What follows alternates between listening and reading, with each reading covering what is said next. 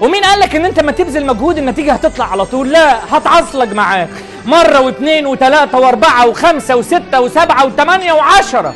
بس طاقة القدر بتفتح للمجتهدين، طاقة القدر بتفتح للناس اللي عندها إيمان، طاقة القدر بتفتح للناس اللي عندها استعداد إنها تعمل أي حاجة.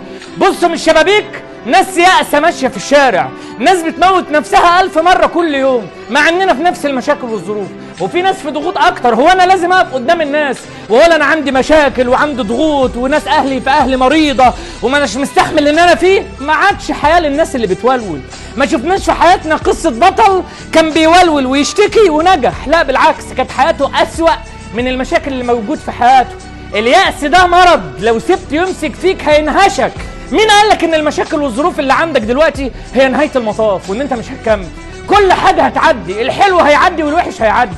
ما في ناس مرت بنفس الظروف وعدت وبقت بتحكيها دلوقتي وتقلس. ما عدى عليك مليون مشكلة كنت بتقول خلاص دي النهاية، انا بموت بفرفر، وعديت وقاعد قدام الله اكبر، الله اكبر منور زي البدر اهو.